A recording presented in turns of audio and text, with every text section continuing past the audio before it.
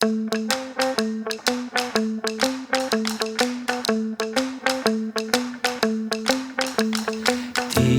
que vas coa túa bicicleta pendurada dunha orella por camiños aínda sen pisar. Ti que ves que o raio da hipoteca non se paga coa colleita que estragou o frío da mañá. Ti que les xornais na biblioteca nos que ocultan toda a información secreta e incendian o verán. Ti que faz debaixo da careta que sacas cando ves de traballar e xa non tes un can. Abre a xanela da ilusión, segue as estrelas máis alá. Un firmamento. Benvidos a Ourense, a Vela Aurea, como tomou Don Ramón, a noutrora coñecida como Atenas de Galiza, berce da Federación Nós. Aquí viu a luz por primeira vez a revista Nós o 20 de outubro de 1920, xeración da que este ano celebramos o 100 aniversario. Mais non só foi a xeración Nós, moitos de vós seguramente lembraredes o Tucho, ao que outro ilustre ourensán, Centerrisco, denominou Voltaire, en homenaxe ao cabaret de Zúrich. Ali departían non só de cultura, os de Dios, Acisco, Luciños, Arturo Baltal, Virgilio, Quesada ou Pousa, entre outros. Ourense é cultura, desprende cultura por todos os seus povos. Por lo tanto, non é por acaso que hoxe esteamos aquí para falar de cultura neste fermoso espazo nunha rúa que se chama Manuel Muñoz. Agradezo ao Bloque Nacionalista Galego que escollera esta cidade para celebrar este acto. A situación pola que está a atravesar a cultura, con ataques continuos e sistemáticos por parte do mandatario municipal, justifican sobradamente a elección. Mais sería injusto sinalar como único responsable desta desfeita a Jácome e limitar a un horizonte temporal de 2 anos esta cuestión como se antes del non pasara nada. A Jácome precedeu non Jesús Vázquez, que primeiro desde a Xunta e logo desde o Concello levou a cabo un traballo de demolición cultural programada e calculada do tecido cultural, coa retirada de apoio á profesionalización e á persecución ao tecido cultural autoorganizado, popular e de base. A cultura fainos libres, é un dereito, un ben de primeira necesidade, o alimento necesario para termos unha sociedade viva e crítica, e para falar disto, hoxe temos connosco as persoas que a continuación vos vou presentar. Falará en primeiro lugar Noa Presas, ela é licenciada en Filoloxía Galega e Románica pola Universidade de Santiago de Compostela, é deputada no Parlamento Galego e pertence á Executiva Nacional do Bloque Nacionalista Galego. Está tamén connosco Roberto Pascual, na actualidade profesor da Escola Superior de Arte Dramática de Galiza e director da Mostra Internacional do Teatro de Ribadavia. Está tamén Patricia Hermida, que é coautora xunto ao Dieste do Manual de Boas Prácticas na Xestión Cultural para Espectáculos ao Vivo, publicado pola Asociación Galega de Profesionais de Xestión Cultural e a Deputación da Coruña. O compañeiro Alberto Blanco Casal, Alberto, enseñeiro, profesor, foi director xeral de Montes no Bipartito, mas hoxe non está aquí polos seus grandes coñecementos que os ten en materia de montes e en materia forestal. Berto é escritor, ten publicado numerosos libros de narrativa e ensaio a marxe de colaboracións xornalísticas no Nos Diario. Un dos seus libros, que é moi recomendable, o Códice Esmeralda, foi finalista do Premio Xerais de Novela no ano 2015. E está tamén Mercedes Queixa, profesora, escritora, deputada no Parlamento Galego. Está na sección de Lingua, Literatura e Comunicación do Consello de Cultura Galega e desde decembro de 2018 membro correspondente da Real Academia Galega. De máis dilación, e agardando que despois das intervencións podamos ter un coloquio productivo, deixolle a palabra a Noa Presas. Moitas grazas, moi bo día a todas e a todos e moitas grazas por acudir a este encontro que promovemos desde o Bloque Nacionalista Galego. E o certo é que eu quería comezar dicindo algo que pode soar tópico, pero que creo que é absolutamente certo, que este acto é hoxe máis necesario que nunca, en Ourense máis necesario e máis urgente que nunca, non? Hoxe máis necesario que nunca, porque creo que todas e todos somos conscientes do contexto que vivimos, que a pandemia foi unha crise, é unha crise non só sanitaria, senón tamén económica, tamén cultural, tamén de valores, é algo que atravesa a nosa sociedade, que, polo tanto, atravesa tamén a cultura, porque, ao fin e ao cabo, a cultura é vida, e cando a vida dunha sociedade se ve atravesada por algo tan absolutamente brutal, un elemento tan transversal e tan conjuntural a nosa vida como a cultura, pois é un ámbito que tamén se ve moi afectado, non? E o certo é que levamos xa un ano despois dese teórico desconfinamento, digo teórico, porque despois tivemos períodos tamén de restriccións importantes e porque, ainda que en certo modo nos levaron a todos e todas a volver a xerar plusvalías, pois o certo é que non todos os ámbitos se reincorporaron a unha normalidade relativa, e un dos máis afectados pois é, lóxicamente, o da cultura, é un ámbito que sufre en dous grandes sentidos. Por unha banda, como ámbito económico, porque, ainda que parece unha obviedade, creo que tamén actos como este axudan a poñer en riba da mesa que, efectivamente, a cultura é un ámbito tamén de desenvolvemento económico fundamental. Parece mentira que nunha sociedade capitalista como a que vivimos, na que se monetiza absolutamente todo, pois a veces se esqueza isto, e, por outra banda, un sufrimento tamén desde a perspectiva das e dos cidadáns, das e dos usuarios e usuarias, non? Eu nesta mesa son case unha intrusa, máis desa parte, en la que, evidentemente, todas as creadoras e todas as profesionais do sector tamén son usuarias, pois eu reflexionaba un pouco máis sobre esa parte que eu vivo máis como cidadá, non? E por iso dicía iso de que en Ourense pois era máis urgente que nunca facer tamén este encontro, porque pese a que está caendo, eu creo que nos estamos tamén chamados a ser, en certo modo, unha zona cero, non de demolición, senón unha zona cero tamén de rebelión, de exigencia, de que a cultura é algo que precisamos, que exigimos e que é un dereito colectivo e que estamos dispostos e dispostas a dar a batalla por iso, non? E agora que se fala tanto de reconstrucción e de reactivación, nos desde Venegas sempre dicimos que o que queremos é que esta crise sirva tamén para unha transformación social, e aí a cultura pois ten que ser un combustible clave para unha sociedade crítica e libre, non? Por iso é especialmente importante que hoxe en Ourense teñamos este encontro e nos vexamos as caras, porque é certo que temos unha longa lista de problemas que nos atravesa. A cidade de Ourense, sobre todo, pero tamén polo seu papel tractor, toda a contorna, non? Toda a contorna das vilas cercanas, das poboacións intermedias, é un longo etcétera, pero tamén porque estamos convencidas de que isto é un problema de país. O que acontece en Ourense é un problema de país por dous motivos fundamentais, non? Primeiro, porque se deixamos que pase sen que pase nada, envía unha mensaxe a outros lugares do noso país de que se pode dilapidar a cultura e que non hai ningún tipo de consecuencia. Por lo tanto, temos unha responsabilidade colectiva desde Ourense, pero tamén desde outros puntos do país en que iso non aconteza. E segundo, porque o que estamos vivindo nós, ainda que é especialmente distópico, estrafalario e ocupa portadas, o certo é que ten elementos que tamén outras latitudes do noso país poden ver estes problemas, non? Dous grandes problemas, diría eu. Un, o anti-nós.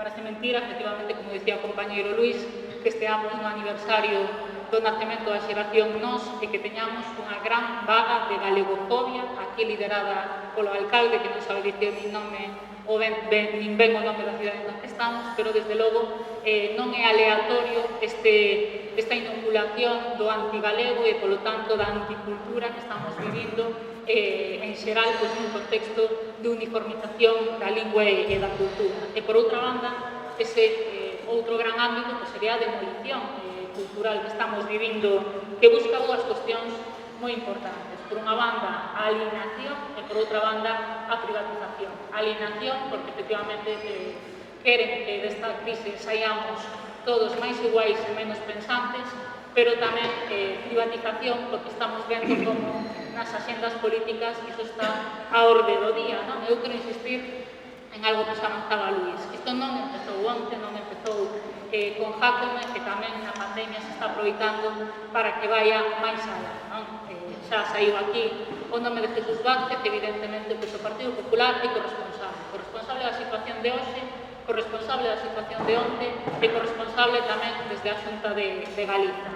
Eu, pensando así en algún exemplo para ilustrar isto, non? Dá un pouco de pudor falar de teatro, tendo aquí ao lado o compañeiro Roberto, pero recordaba como, claro, hai uns anos, cando Sarabela deixou de ser compañía residente nesta cidade, pois foi unha noticia que pasou un pouco sen pena nin gloria, non? Afortunadamente, pois agora hai máis conciencia cando xa se avanzou na retirada de apoios a Mitel ou a Fito, etc., pois xa houve unha certa resposta social, non? E poñendo, pois, este exemplo que quero insistir é que había xa un caldo de cultivo preexistente, tamén de colaboración activa, como dirá despois Mercedes, por parte da Xunta, para que isto acontecera, e desde logo, eu o que quero facer hoxe aquí non é un relatorio dos moitos cadáveres culturais, efemérides que foron dilapidando desde o ámbito do Partido Popular de Jácome, senón darlle a volta, ver como, pese a iso,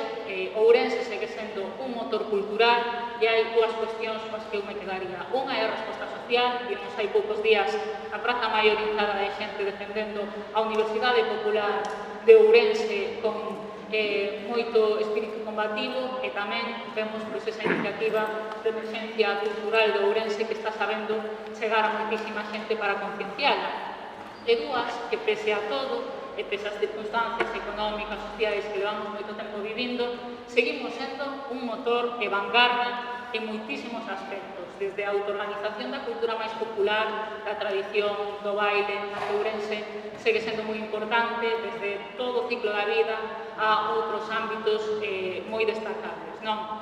Sen ir máis lonxe, cando cheguei, pois vin aí colgados para a venda, pois, exemplos de moda deste país, exemplos pois, desa iniciativa de Bretemas da compañera Rosa de Rivadavia, exemplos de salsa gaucha, deseño ourensán, deseño galego, que tamén é arte, que é cultura, que tamén é dinamismo económico. Como iso, pois, poderíamos falar de moitísimas outras cuestións, non? Aquí temos moitos exemplos de persoas que facedes tamén desde a autoorganización social que a cultura se viva, que a cultura sexa un dereito e pola democratización da actividade cultural, por tanto, quero simplemente reiterar o agradecemento e rematar cunha última cuestión, non? Estamos vivindo hoxe aquí en Ourense, tendo tamén aquí a un compañeiro que sabe moito de biodiversidade, que hoxe non nos vai a falar diso, a nos pásanos un pouco como coa cuestión dos lumes, non? É algo que vivimos de forma moi intensa neste país que degrada a nosa biodiversidade e aínda así pois resistimos e continúa esa terra regenerándose, non? Pero tamén unha reflexión, isto non pode ser así eternamente, porque cada vez que hai un novo lumen, que hai unha nova demolición cultural, quedamos un pouco máis danados e esa capacidade de regeneración vai a menos, pero en todo caso estamos a tempo aínda de darlle a volta e eu creo que nesta nova etapa que vivimos como sociedade, pois entre todos e todas, conseguiremos. Por a miña banda nada máis, moitas gracias. E deixemos con Roberto Pascual, a que todos e moitas xa coñeceredes polo seu brillante papel para sacar adiante a mostra de Rivadavia, que creo que tamén neste último ano foi un exemplo de como ser capaces de sortear as dificultades e apostar porque esa cultura siga viva, non? Temos aí tamén pois, o exemplo dunha mostra que é referencial a nivel internacional, que é un orgullo para nós que se resistiu o franquismo, resistirá tamén a Xunta do Partido Popular e o gesto que podamos lanzar desde as cidades e máis que xa o veis.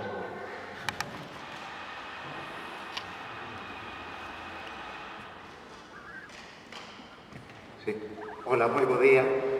Bo día a todas e a todos. En primeiro lugar, quero darlle as grazas ao Bloque Nacionalista Galego, especialmente Alberto por me ter convidado a participar esta mañá con todas e todas vos aquí na miña cidade, na cidade de Ourense, ainda que eu vivo en Vigo, porque ali está a Escola Superior de Arte Dramática de Galicia desde o ano 2005, na que falarei na miña intervención, porque é unha institución da cultura que forma os actores, as actrices, directores e directoras, escenógrafos e escenógrafas do teatro do noso país, desde 2005, entón tamén convén pensarnos que pasaba antes, de onde sai a xente do teatro.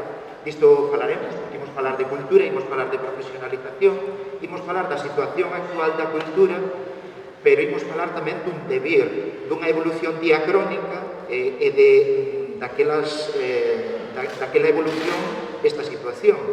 Eu considero que a situación que está a vivir a cidade de Ourense, que non é exclusiva con respecto ao que acontece con sutis diferenzas noutras cidades, como por exemplo na cidade de Vigo, onde eu vivo, onde a cultura tamén ten certas necesidades, dificultades e aspectos moi mellorables, froito dunha visión holística e dunha xestión da cultura por parte de quen debe asumir polos mandados que ten nas leis e polos mandados que ten na coordinación de todos os ámbitos a Xunta de Galicia, porque quen ten transferidas as competencias é no noso estatuto e onde se recolle o mandado de protección, de innovación, de difusión da cultura galega.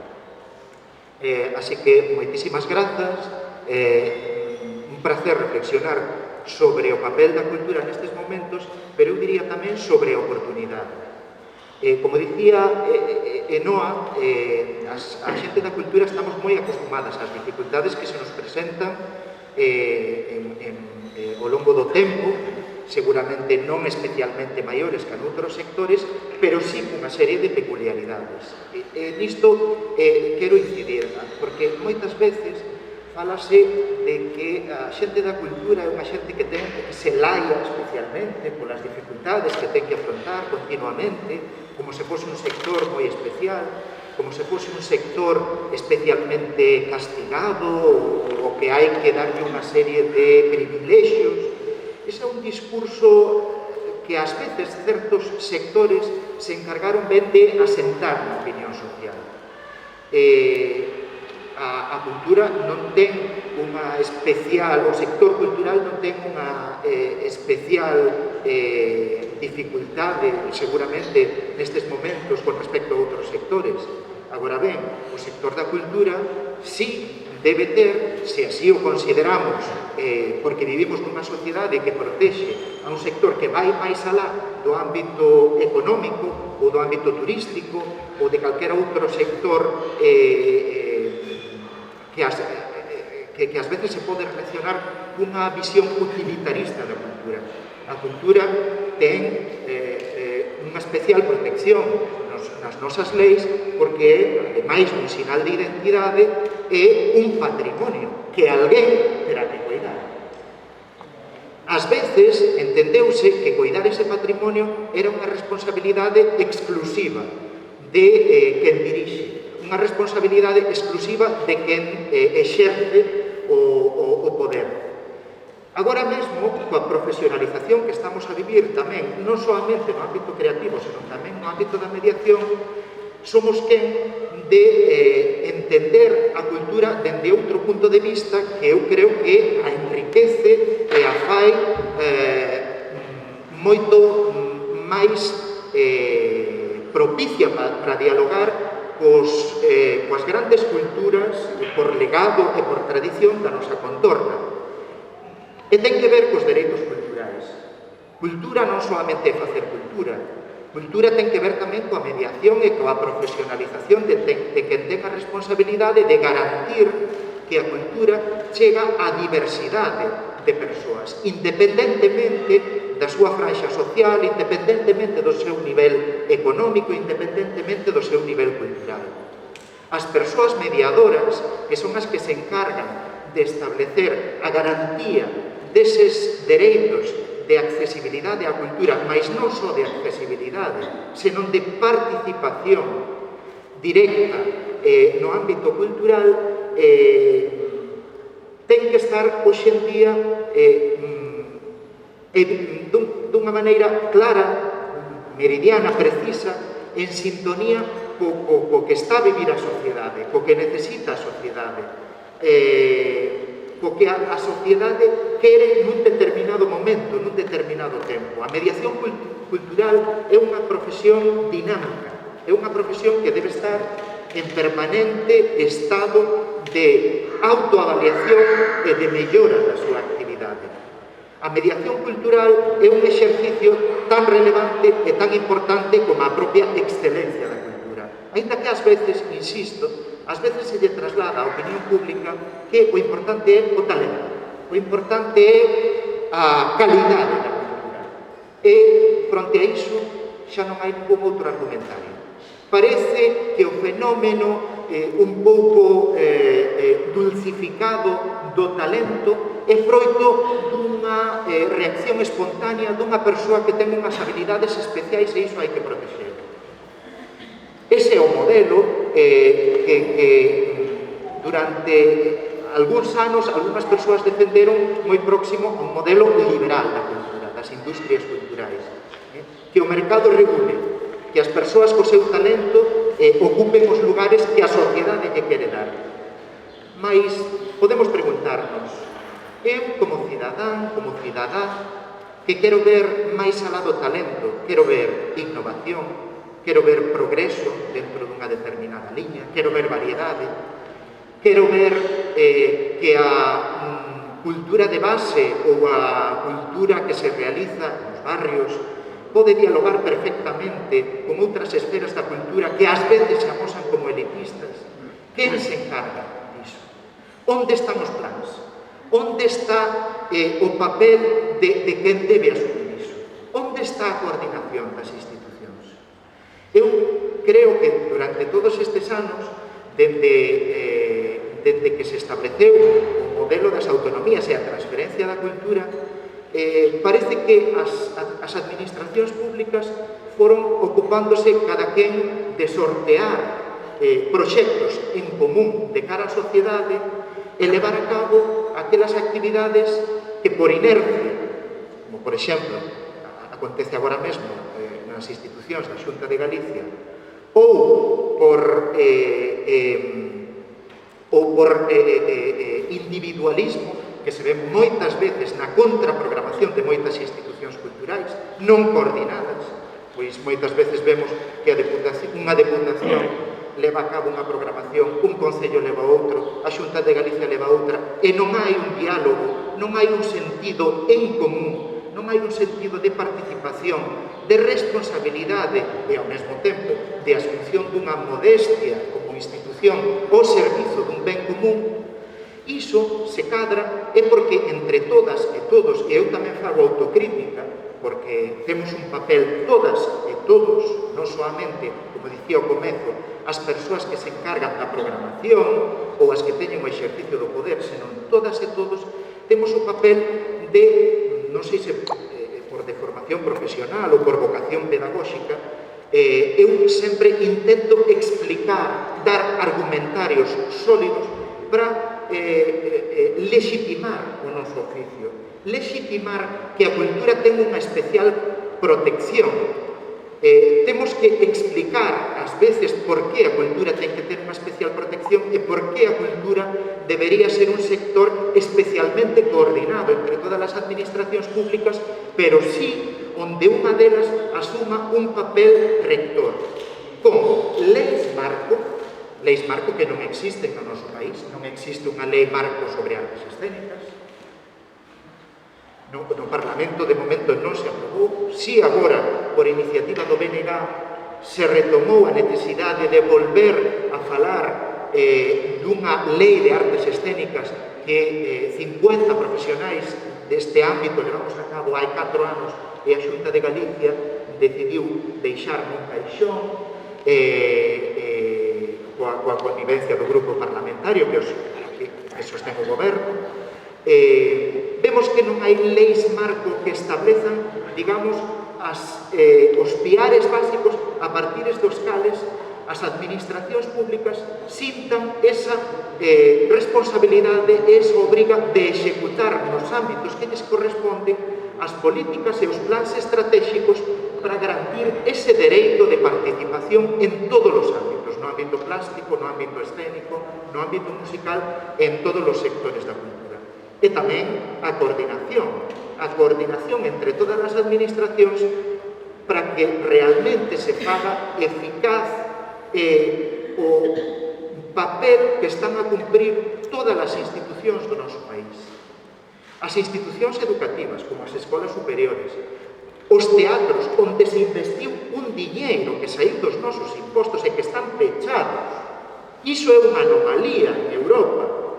Que gastemos o diñeiro dende a democracia até a actualidade en equipamentos culturais e que estean pechados é unha anomalía. Eses espazos deben ser casas vivas da cultura, con actividade permanente, porque é o que se ve nos países máis avanzados na nosa contorna, o espello no cal nos debemos mirar. En Polonia, no Reino Unido, todos eles con modelos culturais diversos.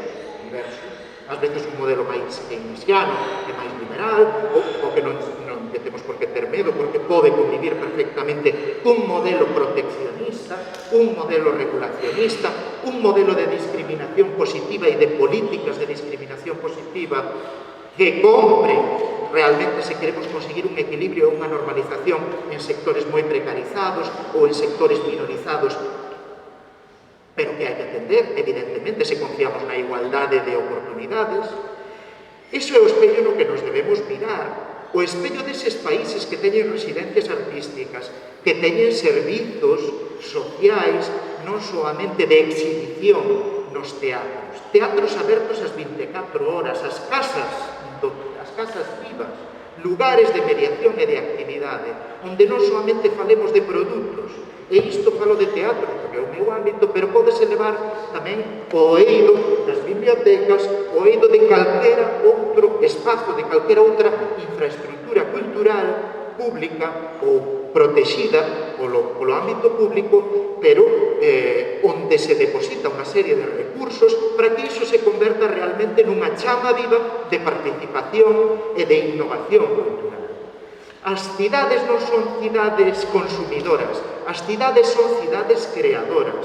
A cidade non é un conxunto de entes pasivos onde dende o noso despotismo ilustrado lle ofrecemos actividades culturais.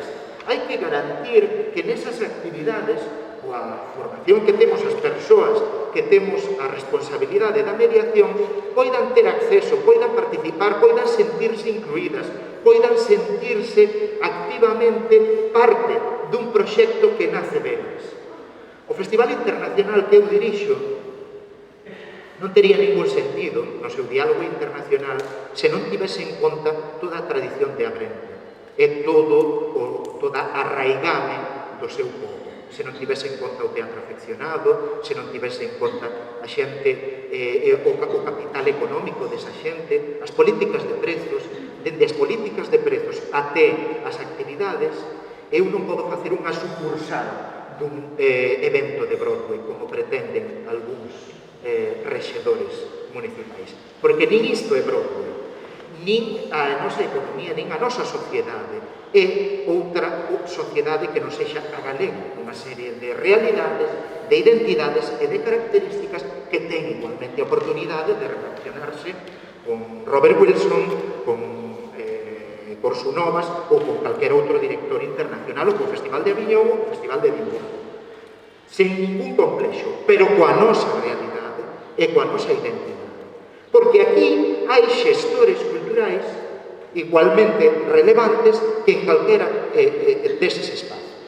Porque xa temos unha tradición educativa para poder leválo a cabo, porque xa temos unha tradición de artistas recoñecidos dentro e fora do noso país, mas onde aínda compre fronte a todo ese progreso, repensármonos como xestión cultural e repensármonos como modelo de cultura.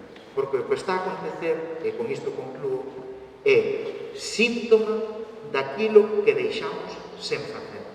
É revisar o concepto de industrias culturais e revisar o noso modelo de xestión cultural pros tempos. E esta é unha oportunidade moi boa de recuperación social e recuperación económica, pero tamén de recuperación da cultura como un modelo ao servizo dun novo tempo, dende toda a innovación que ten Galiza nestes momentos.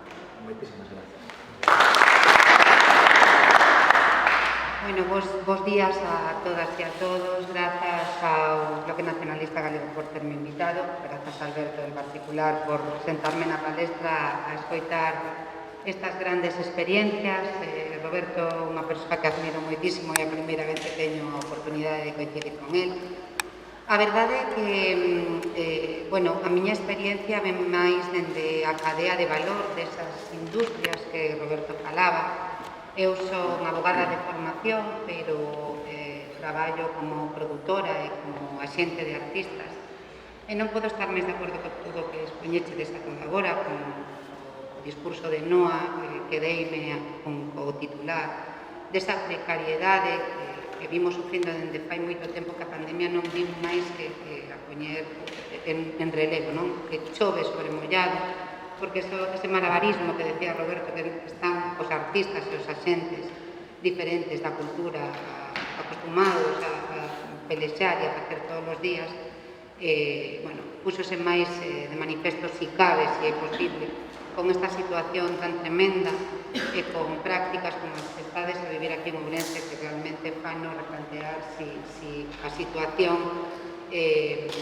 está ben conducida, como decía Roberto, nese análise que temos que facer de onde están as nosas ferramentas para poder revertir todo o que está a acontecer, non?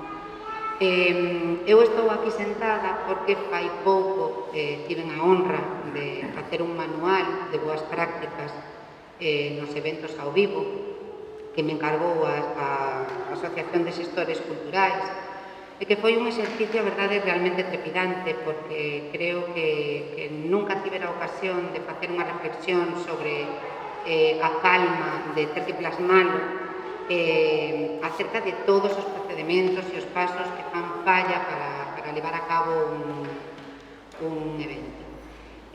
Un evento que vai a ser independente, que veña dunha profesionalización ou dunha cultura de base. Hai unha serie de leis as que todos estamos sometidos cando decidimos facer unha representación dun concerto, unha representación teatral, e que castiga especialmente a cultura de base, que a min é unha das sinerxias que neste momento me preocupan máis, tanto pola situación pandémica como polas múltiples eivas as que se ven afectadas. Eu traballo moitísimo con asociacións e é verdade que cada vez custa máis, cada vez é máis complicado justificar o como e o porqué da ciudadanía, das inquedanzas, do querer facer e do querer andar.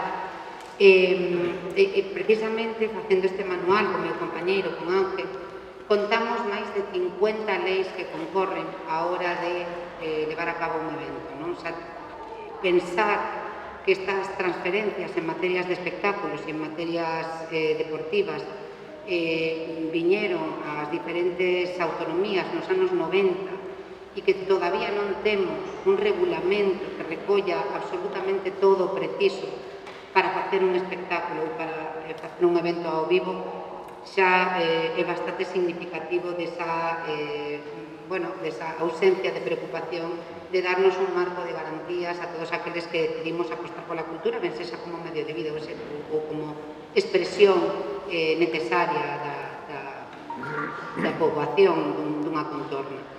En estas leis hai moitísimas que concorren, que non son específicas dos espectáculos, que realmente deberían de levarnos a unha reflexión, porque, como decía Roberto, precisamos dun director da banda, precisamos de alguén que veña a vixiar que todo isto se cumpra.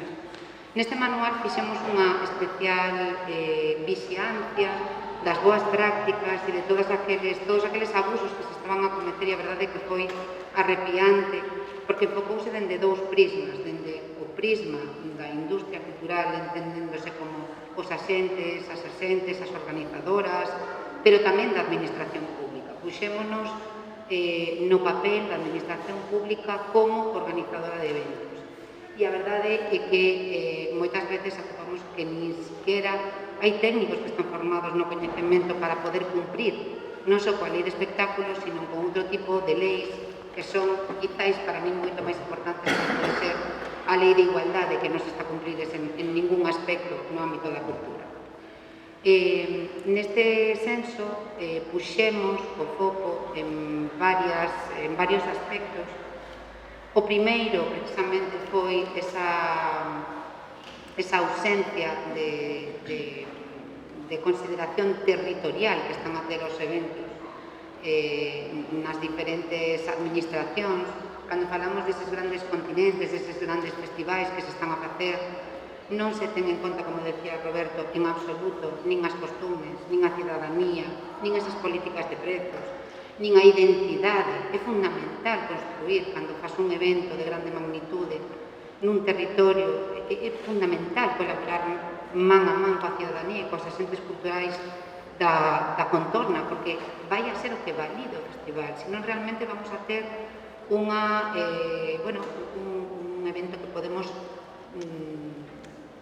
importar ou exportar a calquer outro lugar e que vai a ter exactamente o mesmo contido. Non é fundamental o que ti decías de non pretender traer aquí un anaco, un evento multitudinario que se celebre en calqueira lugar e si ter en conta as políticas culturais da área, porque vai a ser o único que valide e que lle dé continuidade a ese proxecto. Tamén abordamos o tema, como vos decía, que a mí é algo que especialmente me é unha cuestión sensible, o tema da igualdade de xénero. Non se está a abordar esta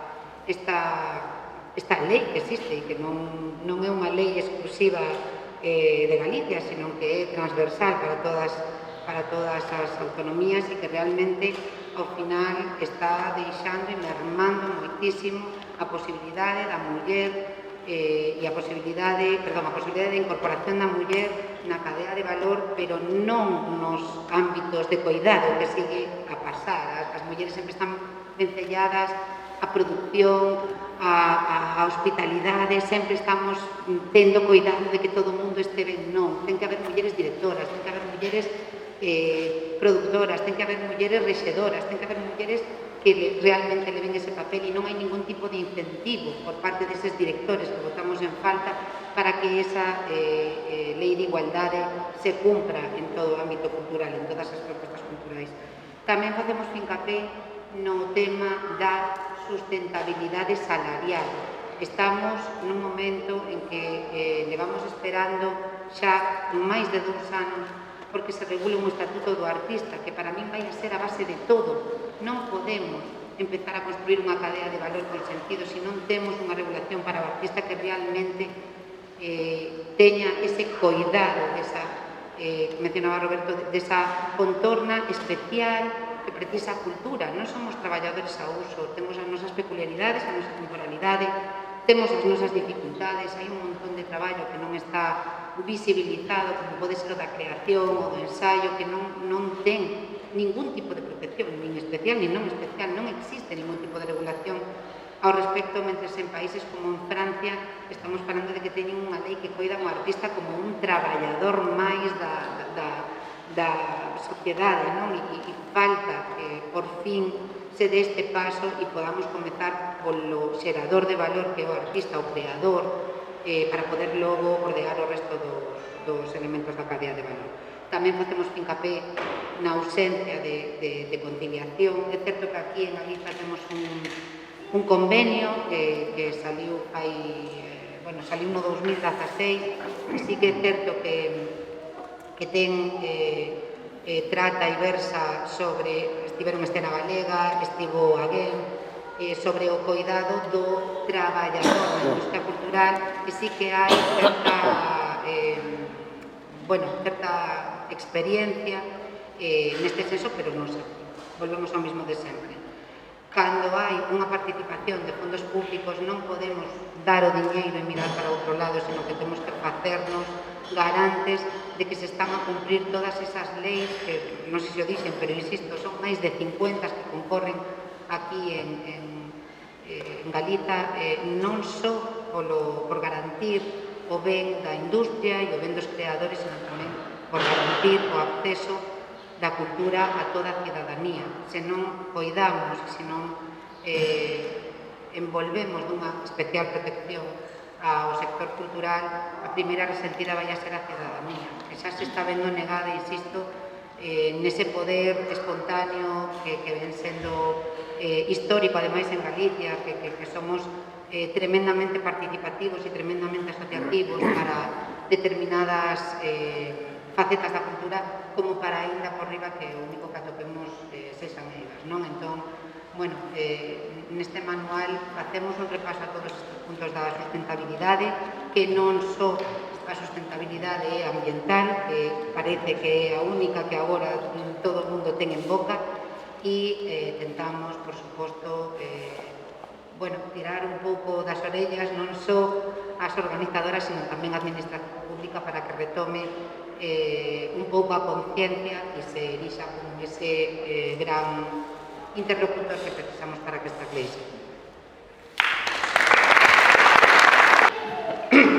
Bo día. Bueno, eu vou falar desde unha perspectiva diferente, como outros compañeiros anteriores que non pertenecen ao mundo do espectáculo, as actividades profesionais derivadas deste mundo cultural do espectáculo. Solamente que quería facer unhas cuantas reflexións no sentido de que a cultura que se fai nun país depende do modelo cultural que se impulse por parte dos agentes políticos e sociais. É evidente que a Xunta de Galicia ten un modelo cultural que consiste en non facer nada, que consiste en potenciar determinado tipo de valores que, obviamente, cando, digamos, as forzas sociais consideran que ese tipo de cultura, ese modelo cultural non é que necesita o país, creo que é necesario que esas forzas se organicen e desenvolvan unha cultura, un modelo alternativo.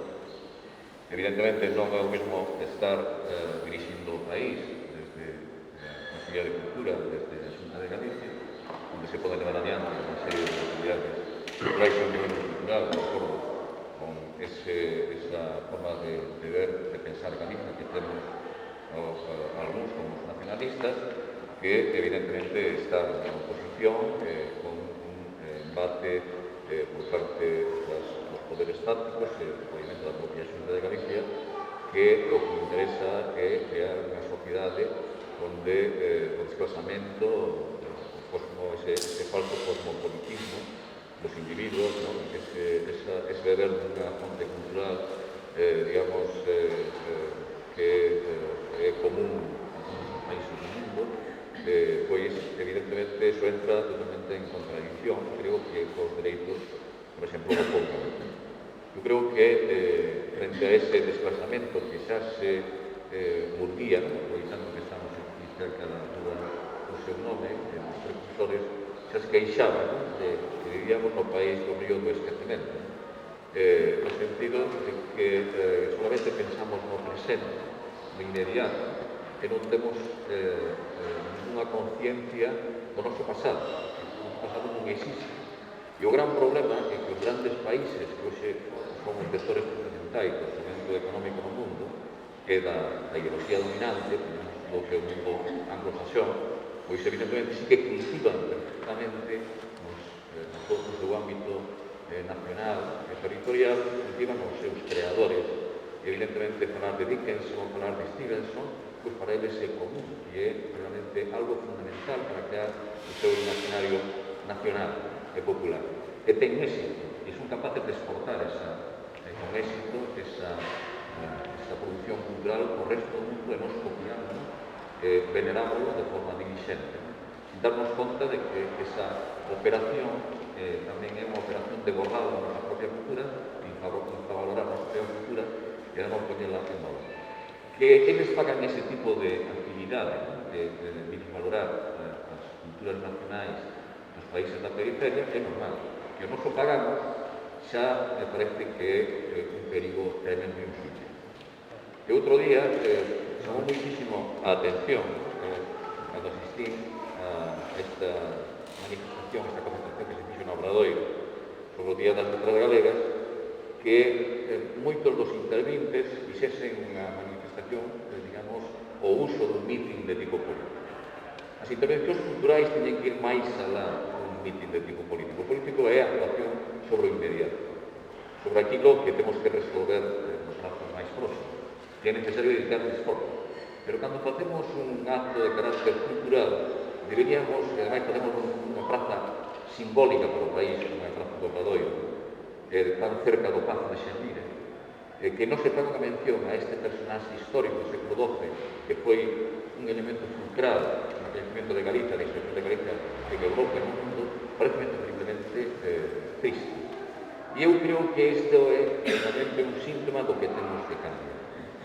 Se non nos damos conta de que estamos sometidos a unha presión tremenda por parte da cultura dominante a nivel internacional, onde o que ven da fora parece maravilloso e tendemos a minusvalorar o noso enorme niveiro cultural que temos no país e empezamos a mergullarnos.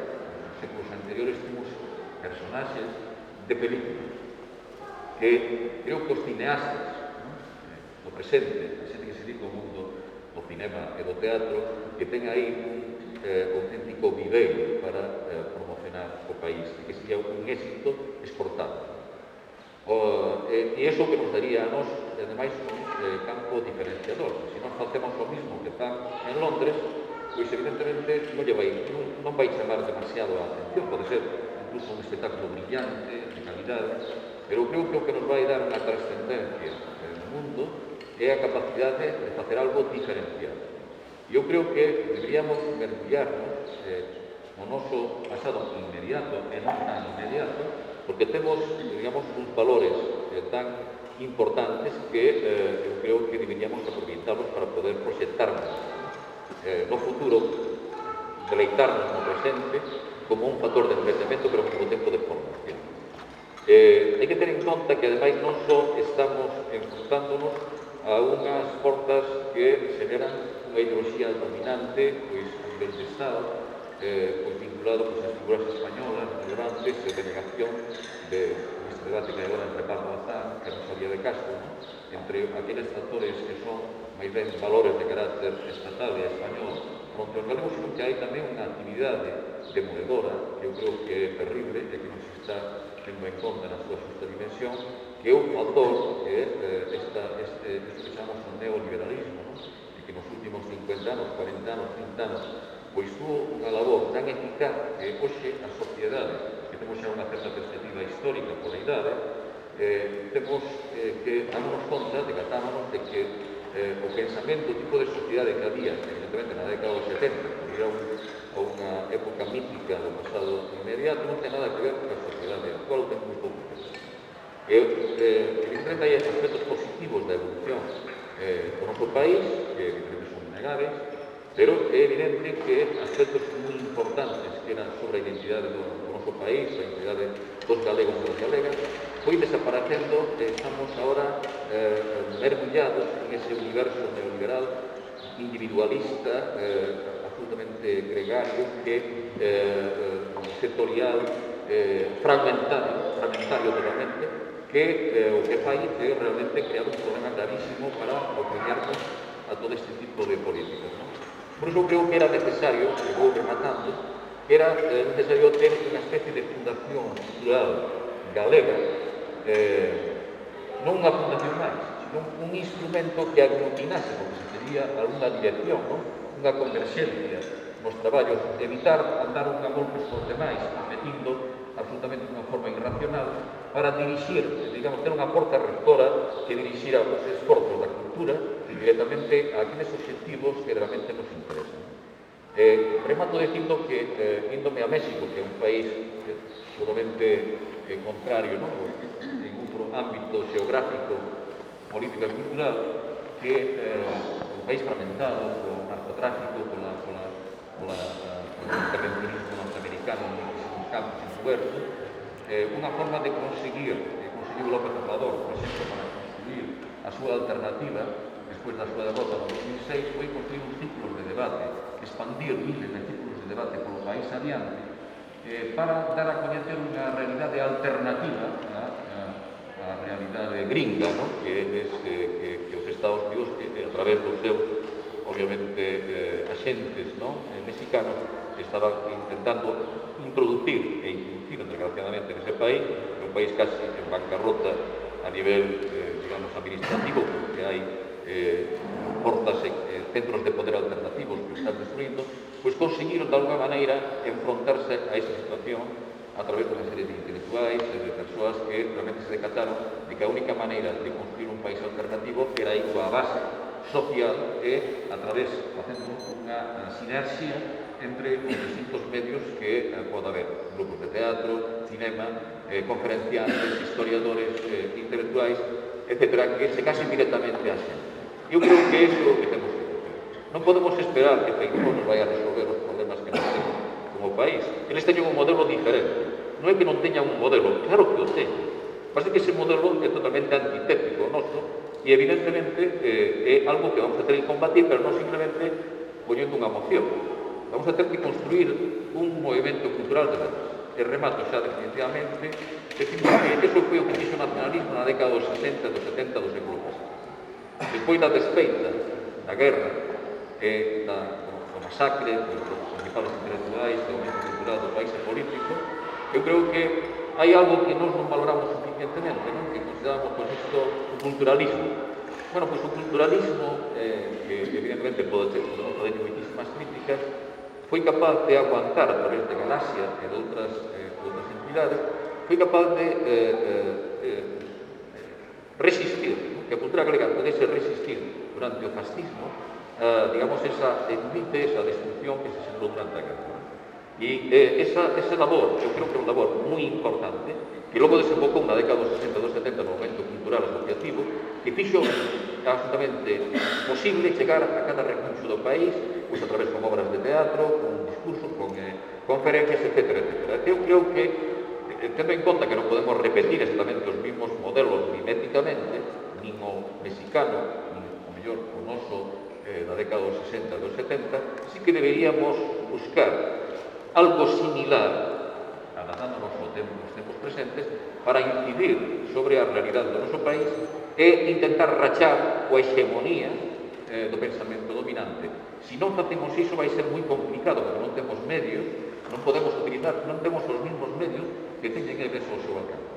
Non somos capaces de fazer esa superproducción de Hollywood para, digamos, poñer no alto esos estereotipos culturales que eles son capaces de facer. Entón, eu creo que se actuamos pola base, que é un pouco, digamos, ese mito de David e Goliat, ¿no? Si concentramos en Goliat, en David, ¿no? Esa forza do fogo, podemos derrotar o monstro, ainda que sea moi grande. A cuestión é a violencia e a concentración de forzas. Non é a do individuo David contra Goliat, é o povo David contra o monstro, ese leviatán, que é o neoliberal, que é a dereita e o pensamento dominante que hai pois, no país. Nada máis que todo.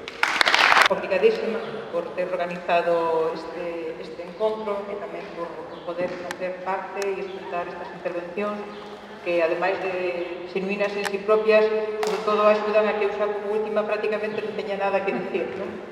Evidentemente, todas unhas corroboran as outras e é difícil engadir nada novo, non? Eu creo que o que estamos percibindo aquí en Ourense, agora neste momento, evidentemente é unha metáfora do que está a acontecer no conxunto do país. Roberto mencionaba Vigo, non? Como outro exemplo da antítese desa cultura na que nós creemos e que practicamos como traballadoras e traballadores que somos da cultura. Eu tamén podería mencionar a Coruña, que estamos absolutamente nun ermo, en un deserto cultural dende hai anos, cando a Coruña é en mesmo unha potencia cultural e ten unha historia, igual que Ourense, pois máis que significada e que efectivamente tiña que ser pois tamén, como decía agora o compañeiro, a base da que partísemos e a raíz na que nos apoyásemos para continuar a facernos hoxe, non? Mas tamén estamos como estamos. Acontece tamén que estamos vendo nas cidades o que leva moitos anos sucedendo no ámbito rural ou periurbano, absolutamente abandonado, desasistido do que é o acceso a ese dereito fundamental e a ese ben esencial que é a cultura como elemento formador das persoas e tamén cohesionador e vertebrador das sociedades, non? Eso xa é un ámbito absolutamente arrombado e agora tamén o vemos que foi chegando ás cidades, non? E eu sempre fago tamén ou cando menos quixera compartir esa vinculación, desa desertización, dese afastamento do pobo da cultura, porque se sabe o que significa como transmisor de valores humanísticos e formativos, non? Relacionado tamén coa lingua, non? Temos unha cultura galega porque temos unha lingua propia que é capaz de construir uns procesos culturais determinados que nos fan diferentes a outros, non? Pero a lingua ten unha raíz moi profunda. E eu creo que vai en paralelo, evidentemente, non? A política, o modelo, evidentemente, que existe de afastar o pobo da cultura tamén é porque se intenta estás conseguindo, por os datos que imos coñecendo, afastado da súa lingua, non? Por iso decía Xera Arias aquelo de un pobo que se afasta do seu idioma, afástase da súa cultura. Quer isto dicir que a un pobo ao que o afastan do seu idioma tamén o afastan da súa cultura. E eu creo que realmente este é o modelo que se está a practicar desde o Partido Popular, que non é nada novo, que non é unha consecuencia da pandemia en absoluto. Xa a diagnose da cultura galega que fixo o Consello da Cultura Galega no ano 18 xa advertía e daba unhas claves sobre cal era a situación da cultura galega antes da pandemia. A pandemia o que fixo foi, evidentemente, agudizar, amosar todas as posturas que tiña o propio sistema, a propia rede cultural e expoñernos a unha situación, evidentemente, moito máis incerta, non? Pola propia situación, pero sobre todo porque vemos que despois dun ano e pico de pandemia non temos, dende a Xunta de Galiza, unha posición e unha proposta de axuda á reactivación do propio sectores culturais. En absoluto, lemos ningún tipo de titular, nin, por suposto, no Parlamento se ten debatido ningún tipo de plan de impulso, de choque, de reactivación do sector cultural. Non existiu. Fálase de apoiar a calquera sector menos o da cultura. E iso dá, eu creo que moitas claves a respecto de cal é esa política afastadora e arrombadora da cultura por parte deste goberno. Durante o ano 2020, desde xullo, tamén o Consello da Cultura Galega, e eu apelo a él porque é un organismo que está regulado dentro do Estatuto da Autonomía, é dicir, non é ningún colectivo do BNG, nin moito menos, non é ninguna asociación cultural, é dicir, é toda unha institución regulada polo propio Estatuto da Autonomía, veu achegando varios datos, non? Do barómetro da cultura galega, conxuntura estatística, etc. En xullo, en outubro, recentemente acaba de sacar un, e está continuamente facendo ese espello, ese retrato de que é o que está a acontecer coa cultura galega, non?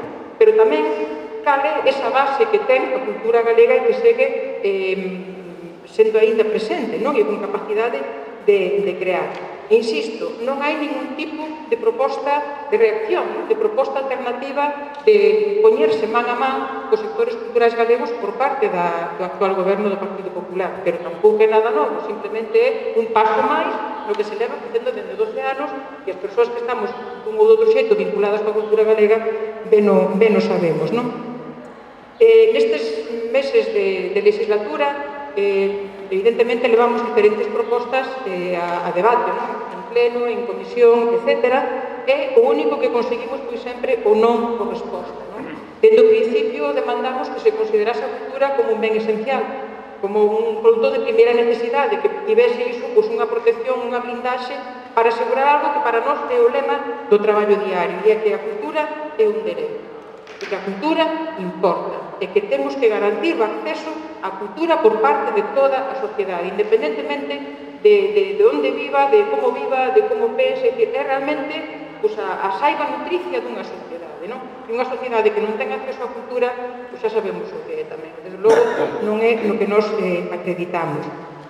Entendemos que é fundamental temos un grande valeiro de marco legal, efectivamente, ás veces parece que temos moitísimas, pero logo resulta que non son útiles ou non nos resolven, non? Que é para o que tiña que ser un marco legal, non? Estamos traballando por unha lei de dereitos culturais, que tamén non entenden que sexa necesario, e nós sí, por suposto, o noso compromiso é traballar para sacala adiante, non?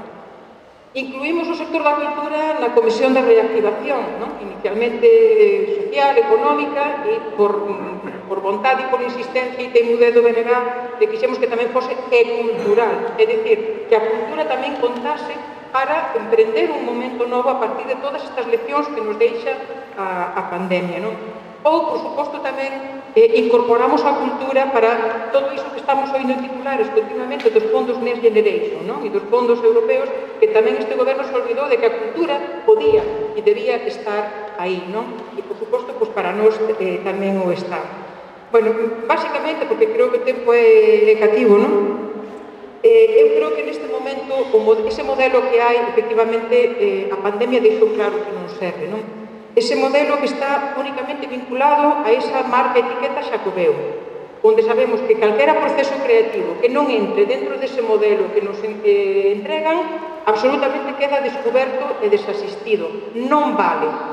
Iso xa é abogar unha parte moi importante dos nosos procesos creativos a marginalidade máis absoluta, non? Que só se crea un modelo de cultura que entra por os buretiños desa peneira ou dese cribo, non?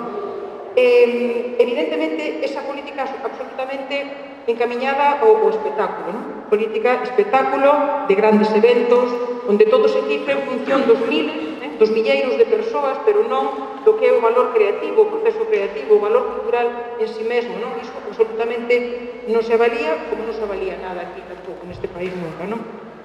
Ou ese modelo que está absolutamente encamiñado a un espazo, que é a cidade da cultura. O resto do país non pode ter acceso á cultura. O que queira, ten que ir ali a vela, non? É un modelo absolutamente restringido, constringido, e eu digo desertizador, porque o resto queda absolutamente invalidado e desvalido, non? Nos, as iniciativas que xa levamos e o que intentamos termar, non? É o apoio imprescindible á cultura de base, que como efectivamente xa quedou evidente é fundamental, a cultura de proximidade, esa cultura de ti podes achegarte a ela sin ter que ir a eses macro espacios e nun momento determinado do calendario do ano, non? Nos sempre decimos que a cultura ten que ser desestacionalizada e deslocalizada, non? Que haxa un acceso rápido, inmediato e de proximidade e que, por suposto, valore todo aquel produto que se fai local, que ti te poidas coñecer e que te poidas recoñecer no que se está a facer aquí, non? E, por suposto, está moi ben coñecer o que se fai de fora e ter acceso aquí a produtos culturais de outros lugares, pero o que nos esquecemos de que a palabra internacionalización tamén significa que ti poidas poñerte en comunicación con esos outros lugares, porque nós tamén temos algo que contar, temos os procesos creativos que tamén queremos compartir, non?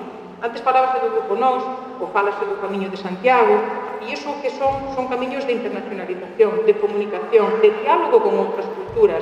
Non somos da cultura do endiguismo, de mirar só para nós e creernos os mellores, en absoluto. O que queremos é comunicar e aprender, pero tamén contar e transmitir o que facemos nós, non? Parecenos que é fundamental que todo este proceso de educación, desde a cultura, que comunique tamén os procesos educativos. É fundamental ese vínculo entre cultura, acceso a cultura, creación de público cultural dende os modelos educativos. E aseguro-vos que, como docente, son dous camiños que parece que en ningún momento confluen nin se encontran, non? O ensino son currículo, contidos, de TV, pero o que é coñecemento cultural do lugar de onde estás e de onde é, absolutamente desprotexida a infancia e a mocidade, non? Nese momento. E logo hai algo onde evidentemente sempre conseguimos ou non que temos traballado, que son a demanda de apoio aos procesos creativos, que tamén saiu aquí. E que cando chegamos a ver unha obra de teatro, cando lemos un libro, cando vemos calquera tipo de un concerto, o que sexa, chégase aí por algo. Chégase porque hai un traballador, unha traballadora, un equipo humano que traballa para conseguir iso. E eses procesos creativos hai que apoialos, hai que cuidalos. É un esforzo, é un tempo, é un desenvolvemento da túa capacidade, pero que efectivamente non está aí. O mellor é que a inspiración te pille traballando, non? Como se di habitualmente. Entón, iso é algo que non se acaba de valorar, non? E cando non o valora un goberno, non lle podes exixir á sociedade que o valore, non? Porque tamén forma parte dun proceso educativo, non? No que temos que avanzar. E, bueno, xa por rematar tamén neste momento era fundamental, e tamén así o demandamos, o apoio ao mantemento das estruturas, non? Fundamentalmente escénicas, musicais, porque é un momento en que a xente estivo absolutamente privada de poder traballar. durante moitísimo tempo. E mesmo cando se abriron pequenas marxes, pequenas luces, sabemos que a inmensa maioría destes produtos culturais non se poden desenvolver. É imposible, coas pequenas, a pequena capacidade que pode haber en algún momento, incluso agora. A min, evidentemente, é unha satisfacción que todo se pode ir recuperando, que hoxe podamos estar aquí presencialmente este grupo, Pero se vos fixades, cada vez que se fala, mesmo agora nestes días, de ampliar capacidades nos espazos, fálase de todo, menos dos lugares que implican cultura. Aínda non escoitei maiores aforos para teatros, para salas de concertos, para unha presentación dun libro, para unha actuación de algo que ainda me esquecía e quero mencionar, todo vinculado á cultura tradicional, a nosa cultura de base que é a nosa terra. Ninguna axuda. Están as asociacións culturais, que son as que sostiveron, por exemplo, a música, o canto tradicional, pero tamén o teatro e moitas outras actividades, están absolutamente fora do discurso político-cultural do Partido Popular. En este momento, con máis dun ano e pico, sin poder facer ensaios, poder facer actuacións, ir a concursos, é dicir, sin ese mínimo de sobrevivencia que teñen como asociacións, están absolutamente desvalidas e moitas pensando directamente que non poden recuperar xa todo perdido, E todos ese conjunto de profesionais, docentes, están na máis absoluta precariedade, que quedan absolutamente sin ninguna opción de traballo, É dicir, eu creo que realmente o que precisamos é colocar a cultura no centro da diana, sumando todos os esforzos, creando efectivamente todos esos espacios discursivos de confluencia e onde sigamos termando da cultura, porque termaremos da identidade. E efectivamente ninguén o vai facer por nós. Fixeron antes todos a nós e seguiremos facendo nós. Fago fincapé nese nós que seguimos e que agora nos toca tamén e tener responsabilidade, pois o faremos e seguro que o conseguiremos. Moitísimas gracias. Bueno, pois, moitísimas gracias pelas vosas intervencións.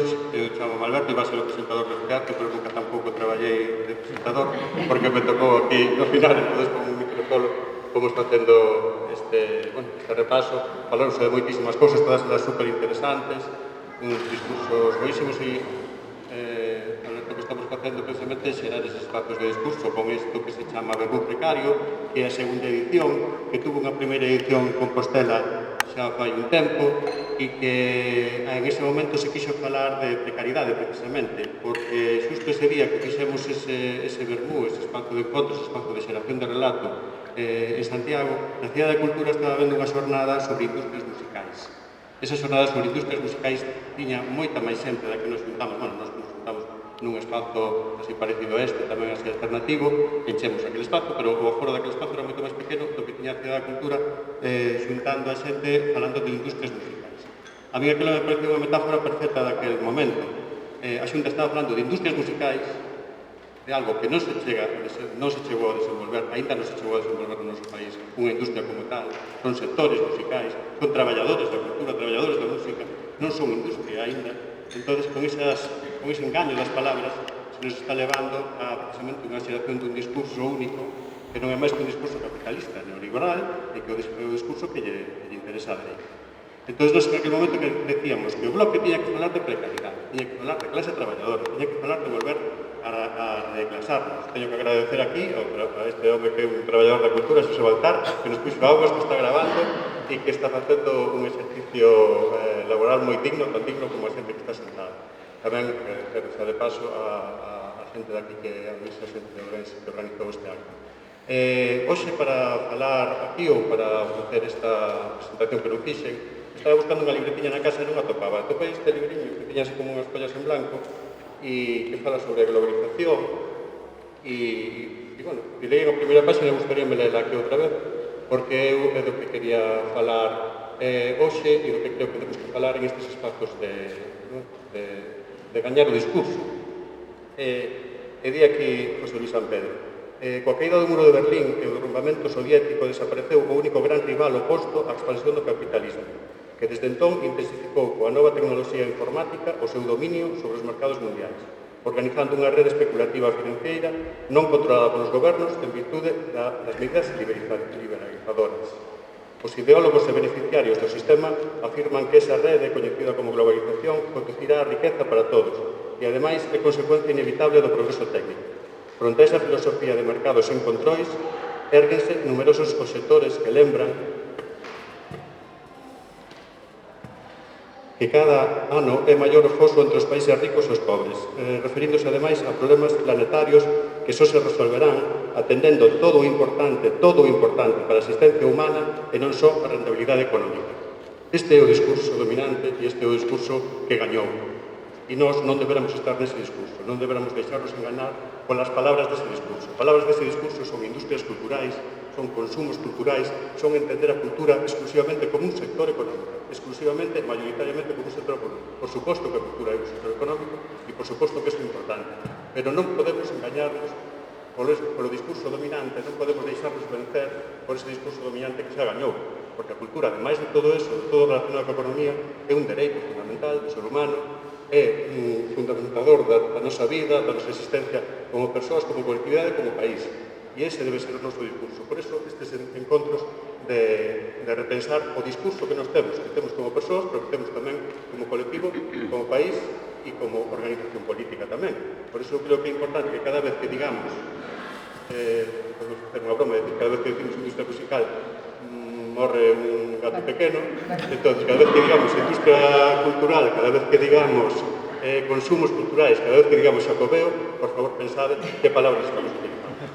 Entón, como aquí falou moita xente e moi ben falado, aí me gustaría que faláramos todos e todas, e que vos tamén intervíades agora xa nesta parte de debate e que nos dará paso despois ao vermú, por iso se chama esta actividade así, e me gustaría que vos intervirades, que vos fixerades algún tipo de pregunta ou de intervención e que non faláramos solo os que estamos deste lado. Así que se alguén quere, por favor, pasamos o micro e seguimos ca ronda, por xa por este lado. Se non, amenazo con preguntar eu. Pois nada, vou preguntar. Entón, eu insisto na xeración do discurso, na xeración da intervención de Alberto sobre xerar eses novos espazos discursivos ou de relato que temos que volver a gañar, e se non gañamos, porque o adversario, o enemigo, é moi grande, moi potente, polo menos teremoslo intentado. Entón, nesa xeración de discurso, eu creo que todos que caemos, e que incluso a xente que pensamos desde unha perspectiva de esquerdas ou desde unha perspectiva nacionalista, tamén caemos nese discurso a veces das industrias culturais, do turismo cultural, dos consumos culturais, que é unha palabra que está super xeralizada e para min é unha parte deste discurso mayoritario, que é entender as persoas só como consumidoras.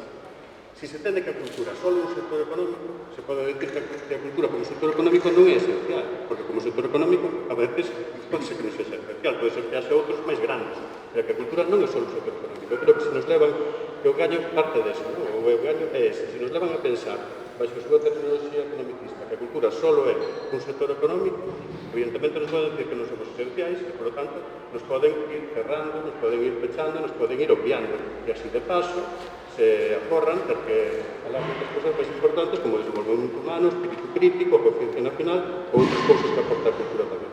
Entón, eu creo que nós mesmos, incluso o BNG, aquí está a pregunta, a veces cae nesa trampa de utilizar esa terminoloxía e de querer atendelo todo, e de querer atender que, claro, que tamén é un sector económico, que, claro, tamén hai que falar de industrias, e non sei que entonces estamos un pouco caendo na trampa, tamén incluso nós, nesa sensación. Entonces, a pregunta é para ti, non? Ou para quen queira responder.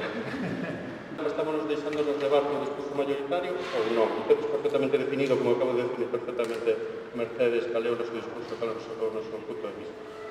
Supoño que en parte sí, non? En certo modo, nos, por exemplo, temos avaliado moito como acabamos caendo na trampa da reconstrucción e da reactivación. É ben certo que nos sempre intentamos negar a maior, dicir que non queremos reconstruir o que había antes da pandemia, que non queremos reactivar algunhas injustizas, non? Hoxe mesmo coincidía, porque foi convocado posteriormente unha movilización das traballadoras do SAF, do Servizo de Axuda o domicilio da cidade de Ourense, pero bueno, no marco dunha xira de movilizacións que están facendo a nivel galego, e non sempre dicimos sobre ese ámbito que non queremos volver o que había, porque eso demostrou esta crise que era negativo. Entón, en certo modo, sí que caemos nesa trampa da linguaxe. Eu que non exerto, pero en algún momento fui filóloga, reflexiono moito niso. Na anterior crise tamén o vimos con aquilo que nos dicían de non son recortes, son axustes, ou non é un rescate, é un axuste, etc. Pero eu creo que tamén hai que buscar un equilibrio, porque o certo é que é certo iso que ti dis, eu entendo que desde a figura do profesional tamén preocupa, pero creo que tamén acontece outro, que moitas veces tamén se esquece de que a cultura contribúe ao desenvolvemento económico e de que a cultura tamén ten un custo de elaboración, non? E que tamén a veces nos temos que apropiar un pouco deses termos do capitalismo do sistema no que vivimos para darlle ese valor engadido e para dicir, oiga, isto tamén require pois, dunha compensación e require tamén, bueno, pois, de ter unha valoración tamén nos termos do sistema no que vivimos, non? Entón, que non é algo pois, na línea do que decía Roberto, innato, de 4 iluminados que da noite a mañá pois, sexcan os dedos teñen pois, unha obra feita, un disco feito, etc. Non? E iso combinalo tamén con non esquecer nunca nos nosos discursos intentar telo aí presente a cultura como dereito e tamén esa base de cultura autoorganizada que aquí en Ourense é moi importante, non? Desde asociacións culturais, centros sociais, etc., e que tamén é unha parte fundamental, aínda que non sexa negocio, entre comillas, aínda que non sexa unha actividade económica única desas persoas, aínda que construamos tamén entre todos e todas, incluso se somos, que me excluía un pouco non, de ser a intrusa da mesa dos profesionais, incluso tamén as persoas que, ao final, tamén somos actoras culturais a hora de ir consumir, incluso as que, como a mí, non tengo sentido do ritmo, a veces o ben respirar, por quitarle un pouco de ferro, non? Entón, bueno, creo que hai que buscar ese equilibrio, non? A veces tamén temos que falar con o sistema no que estamos para que se nos entenda o que queremos dicir, pero tamén, pois, non esquecer que o queremos mudar.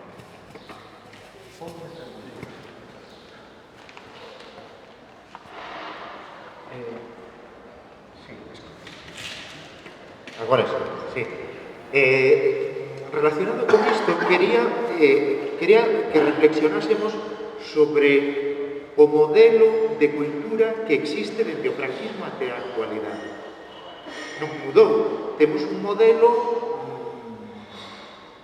de dous polos. A cultura entendida como unha actividade afeccionada, os colectivos altruístas, por un lado, e, por outro lado, os profesionais. Estes son os modelos, nas subvencións, na organización do Estado, estes son os dous modelos. A que nos levou iso? Levounos a que o afeccionado e o profesional estivesen en oposición, porque o afeccionado é o altruísta, o solidario, o do lecer, e o profesional é o competitivo, o egoísta, o que ten que ter o rédito económico. E aí ven a visión da cultura como un beneficio económico. Agora estás a falar moitos axentes da cultura por todo o Estado están a falar dun modelo mixto, un novo modelo que veña un pouco, que xa choveu despois do franquismo até a actualidade, un modelo mixto que entenda unha realidade próxima que podemos denominar, e así o están a denominar, o terceiro sector profesional da cultura. Fronte á competitividade, fronte á insolidariedade, cooperación. Hai profesionais que non queren repartir dividendos. Hai profesionais da cultura que queren vivir dignamente, pero que non queren lucrarse como unha sociedade anónima, como modelo empresarial. Quere dicir que eses profesionais son menos profesionais? Non. Quere dicir que son os profesionais que entenden un ecosistema cultural no cal queren participar e intervir máis alá do beneficio do lucro persoal.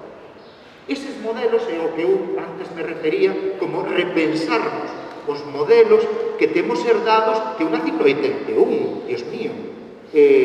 Nací no 81 e herdo un modelo cultural que me teño que poñer un traxe que que a mí non me acaba de encaixar. Eu non traballo para beneficiarme económicamente na cultura, sí, para vivir dignamente, sí, para vivir dignamente, pero se quixese lucrarme económicamente dun xeito especulativo, seguramente non me adicaría a este sector. Por que me teño que acoplar a un modelo que se rexe igual ca outro modelo? Por que non se cambiou ese modelo?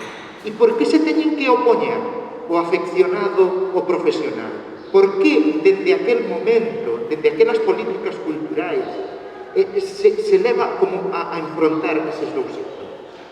Gustaríame lanzar esa pregunta.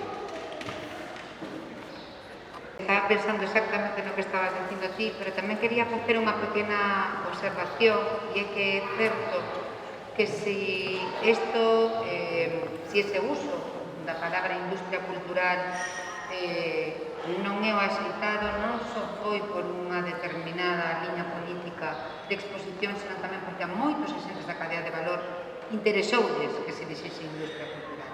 Porque isto abriu, e isto ven un pouco ao teu discurso, iba a morir un gatito, de que lle serviu para entroncar con outras dinámicas que lles deu acceso a fondos que ata ese momento estaban totalmente non asociados, como pode ser o turismo, non? O feito de falar de industrias culturais permite acceder a outros eidos transversais que se nutren económicamente e moitas veces non construindo unha política que realmente sexa a de aportar valor ao noso tecido, que do outro xeito non tería lugar, non podría ter acontecido. O Xacobeo é o gran patrocinador deses grandes eventos nos que estábamos falando, que se basean, insisto, nesa asociación turismo-cultura que ven a deixar fora todas estas propostas da cultura de base, porque como ben dicía Roberto, a mí é algo que me intriga un montón, que diferencia hai, ou quen é o que marca a diferencia entre a cultura profesional e a cultura afeccionada. É unha proposta cultural menos válida ou máis válida? Non ten por que ser. De feito, a miña experiencia, insisto, que eu teño esa sorte de traballar con moitas asociacións, teñome atopado equipos de traballo que xa lle gustaría moitos profesionais estar a ese nivel, sobre todo nas asociacións que teñen que ver co eido tradicional. Hai xente superdisciplinada, que ten todo moi claro, que sabe como organizarse, que sabe como conseguir eses objetivos. Entón, por que teñen que ser unha proposta cultural de segunda, se de feito probablemente chega a moitísima máis cidadanía que a que pode chegar un macro evento, unha macro proposta que sexa o que este bebendo deses eidos transversais, non? É un debate moi interesante que lanzas, Roberto. Hai xente que quere participar. Interesante que dixo foi o que Alberto Blanco, que era a situación na Galiza con respecto á cultura dominante anglosaxona. Eu engadiría que nós temos dúas culturas dominantes, non solamente anglosaxona, senón tamén todo o que ven da cultura oficial do que é o Reino de España. Entón, como ben sabíamos, estamos a mirar cara a un marco cultural que poido que non é o noso. Galiza ten que facer cultura como fixeron as xeracións desde Galiza para Galiza, baseado na identidade de Galiza. Non mirando o que foi David de Madrid, nin foi David de Nueva York, nin todas esas formas de expresión culturais. Isto tampouco é un esencialismo, nin quere pensar en estreito marco dunha lei, senón pensarmos o que é a cultura galega, e poñela no seu marco cultural, por exemplo. Se fixo referencia a Galaxia a recuperación cultural que tivo o país desde os anos 50 que nada. Pero seguimos virando as costas ao noso sistema cultural internacional, que é a cultura lusófona. Eu non sei se é máis noso Xorxe Amado que a Almudena Grande, por exemplo. Eso era unha cousa tamén na que había que reflexionar de que a que sistema internacional de cultura pertencemos.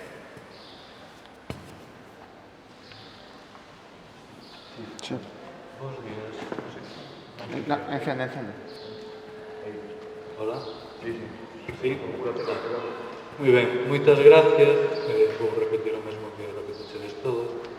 por este acto que é moi interesante, pero tan poliédrico e tan vasto que é moi difícil establecer un diálogo adecuado a todas as propostas que foron suscitas.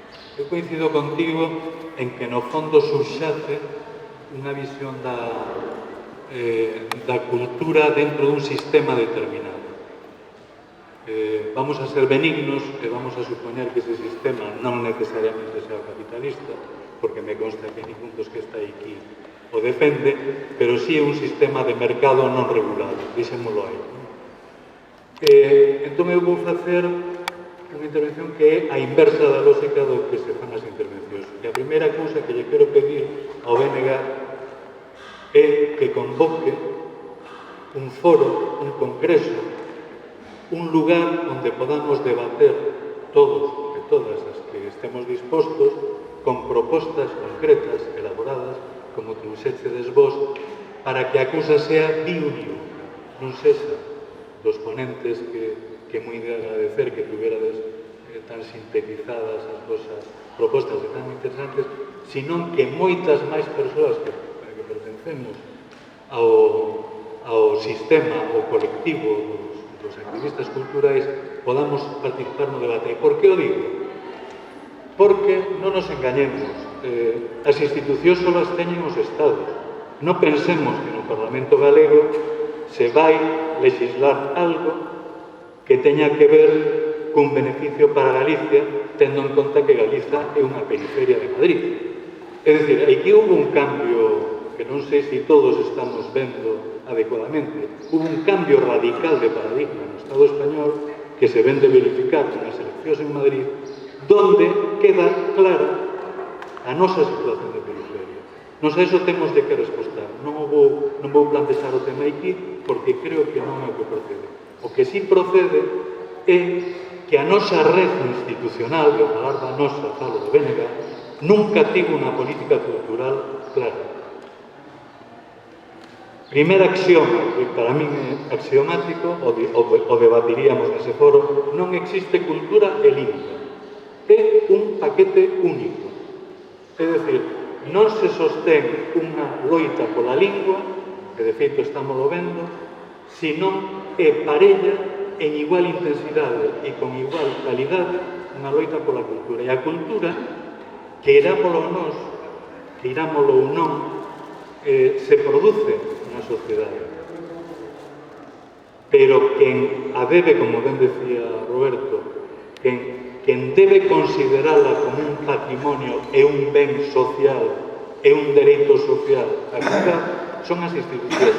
Nós non vamos ter a capacidade que ten o Parlamento galego, pero levamos moitos anos con alcaldías, con consellerías de cultura que non teñen nin puñetera idea de que facer coa cultura, salvo o Día das Letras Galegas e as manifestacións por defensa da lingua, da mesa e tal. E isto temos que ser conscientes, porque a nosa situación non ocorre así porque cae do ceo. Existe un poder que está interesado en que calquera manifestación, non xa digo cultural, calquera manifestación de grupo, calquera cousa que supoña a posta en común de un grupo de persoas que non acepte o discurso único e o discurso que vence o poder é liquidado, punto. É dicir, e entón agora empeza a descer o tema. Que ocorre en Ourense? En Ourense non ocorre máis que a posta en práctica disto que veño a decir. É dicir, desfacerse de todas aquelas manifestacións culturais que de alguna forma sustentaban un modo de operación e de acción que era colectivo, que era colectivizante, que tiña en conta temas como a de igualdade de xénero, e agora falo en concreto daquelas das que eu fui responsable, bueno, fomos lapidados directamente, fomos lapidados polo PP. O sea, non falemos de Jacome, Jacome é un apéndice, é a forma ultraliberal, neoliberal, do que é o Partido Popular, que non olvidemos que está gobernando con un partido fascista, directamente. Un partido onde Galicia non só non tería cabida, sino que nos volverían a pegar na escola por falar en galego. É dicir, falando de diacronismo, que eu estuve tamén en buscar formas evolutivas para entender, pois non te volves tolo. É dicir, nós estamos ante unha regresión bestial brutal a agresión que se está exercendo sobre nós. O exemplo de Ourense é, o sea, non ten para mí. Eu non a recordo. É dicir, a miña xuventude empezou co franquismo. O franquismo era o terror. Unha vez superado o terrorismo de Estado franquista, pensamos que se nos abrían unhas portas e que si floreceu, eso que decía Alberto, de como resistiu a cultura galega, pero recordo na NPG, nos primeiros anos, os que militábamos, ali se estableceron un frente cultural, ali se creou o Movimento Nacional da Canción Galega, se creou o tema do teatro, é dicir, hubo unha actuación correcta institucionalmente, non tiñamos forza, pero como organización en aquel momento sí se estableceu unha política cultural. Quizá para mí personalmente fallida no tema da normativización, esa manía que vivimos desde o primer momento de normativizar a lingua galega e porlle cancelas aos creadores, pero bueno, eso xa pasou. Ahora concordo non con aquela visión, sino con que se os que nos invitades este ano non tomades nota de que a política non pasa só polas institucións deles, sino polas nosas, o millor, se tomamos conciencia disto verdadeiramente, aquelas institucións que teñen nacionalistas ao frente, que menos que ter unha política cultural común, que menos que crear circuitos, que crear itinerancias, que crear determinados acentos. Eu estou en contra de tipificar a cultura como galega, galeguista, que só... Non, eso surxe dos creadores.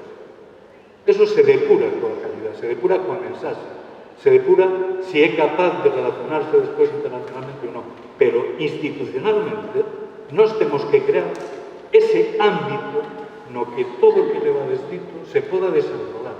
Porque, senón, isto non deixa de ser unha reflexión de como diría, de autoconfesión dos nosos fracasos. E eu, desde logo, a estas alturas da vida, pues, bueno, isto cuanto menos o faga mellor. O que quero é realidades, o sea, o que quero é unha proposta cultural do nacionalismo que estructure a forma de actuar de todos os actores culturales do país, que propoña encher esas lagunas legales. Por que vai ser o Estado que nos diga que é o legal ou ilegal? De acordo, esa é a lei. Estou totalmente de acordo. Non son un soñador. Construamos nosotros os outros. O sea, opoñamos o noso modelo xurídico, o noso modelo práctico a todas as deficiencias que ten a cultura. E desde aí podemos atacar a salud. Non con 4 pancartas nunha manifestación onde non fomos invitados, por exemplo. Ese non é o plan. O plan é ter unha estrutura potente detrás a cal nos podamos agarrar, incluso as persoas que somos activistas. Ben, nada máis, porque senón que falemos. Pois non tiña, máis modestos, non querían construir tanto como ti plantexes, simplemente sí que eses espacios de reflexión ou de xeración de debate e, polo tanto, de relato, do que nos entendemos de que hai que falar en cada momento no eido cultural. E como se falou tanto, como escoitamos tanto, o tema das industrias, o tema dos consumos, o tema do turismo, como ese mantra se nos repite constantemente, nos quixemos falar fai un ano e pico de precariedade, pensábamos que era algo que se pasaba por encima e ali salieron cousas en aquel vermú terribles. Xente que cobraba 700 e 800 euros entendendo que era un profesional liberal, supostamente freelance, que tiña un Mac e unhas gafas de pasta, pois cobraban 700 euros. Estaban por debaixo como se dixo ali, había personas en risco de pobreza, estaban debaixo do límite de estar en risco de exclusión social. Persoas de cultura que estaban en risco de exclusión social. 30.000 persoas traballando e casi 30.000 empresas, o sea, 30.000 autónomos, traballando en cercos de precarización. Entón, nos parece que unha das cousas das que debe falar a nosa organización, ou polo menos das que eu creo que se debe falar, é de precariedade, de cuestión laboral e de cuestión de clase. Nos olvidou tamén un pouco e nos deixamos levar un pouco porque todos éramos freelance, palabras así moi bonitas que tapaban unhas situacións laborais terribles. Eso sempre, pero fai un ano e pico falamos deso. E hoxe, por centrar un pouco, porque se falou de moitísimas cousas, todas elas interesantes, incluída esta última intervención, queríamos falar de dereitos, porque tamén é algo que parece que xa se dá por feito, e os dereitos, como non se exerten, como non se reivindiquen, van sempre recúan, se van perdendo, ese discurso dominante do poder nos va intentando quitar. E a cultura é un recurso económico, sí, pero tamén é un dereito, fundamentalmente é un dereito. Ese é o eslogan da Deputación da Coruña desde fai un par de anos, e creo que esa tiña que ser unha bandeira que nos leváramos tamén sempre. Por lo tanto, espazos pequenos, non con tanta ambición como se acaba de expresar na última intervención, de xeración de relato para que sepamos cales son os termos a veces olvidados e que non podemos nos permitirnos olvidar, que temos que seguir insistindo neles. Xa por ir pechando, porque ainda queda a parte do vermú, que é a máis, digamos que informal, para que podemos seguir falando de Feirades. Se alguén ten algunha última intervención, se non daríalle paso a Mercedes Queixas, que é a vindeira Conselleira de Cultura, para que la peche o acto.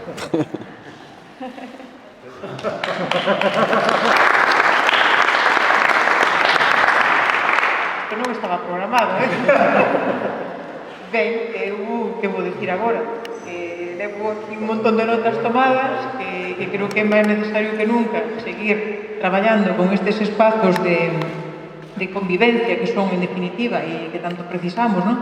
E de intercambio de opinión e de experiencia, porque evidentemente ás veces non acaba pensando que está soa cando está no seu día a día, non? Que tamén vos pasará, e é bon saber que non, que somos moitas e somos moitos os que pensamos dunha maneira bastante próxima, os que temos vivencias moi semellantes e que, por lo tanto, sumando entre unhas e outras, somos capaces de facer que tamén a nosa visión mixta, non? Evidentemente, ten que haber un vector económico, que é importante, falamos diso, non? De que haxa un recoñecemento económico por un traballo que ten tanta valía como calquera outro e ten tanta utilidade e tanta necesidade para o conxunto da sociedade, mas que evidentemente tamén logo hai a trascendencia de papel cohesionador, vertebrador da sociedade, transmisor de coñecemento, non? Que é moi importante, que tamén está aí e que temos que brindar.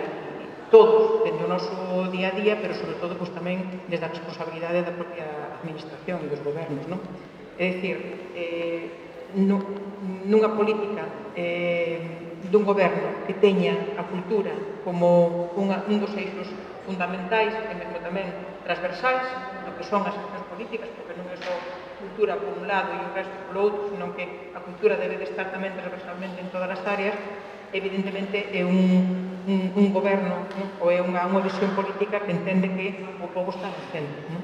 Por lo tanto, esa entendo que ten que ser a nosa, que ten que ser o noso proxecto, e que o que temos é que efectivamente compartilo con foros como este, non?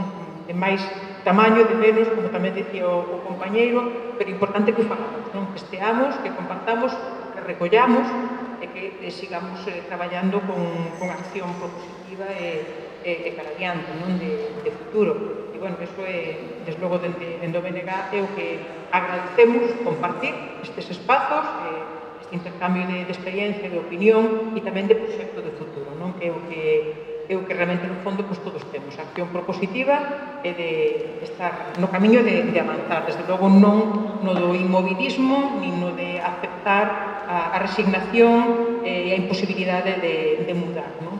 Por suposto que o imos mudar, eso non nos cabe ninguna dúbida, así que moitísimas grazas tamén por facer parte deste camiño de esperanza e de luz para a cultura e para o povo no seu conxunto. Moitísimas grazas.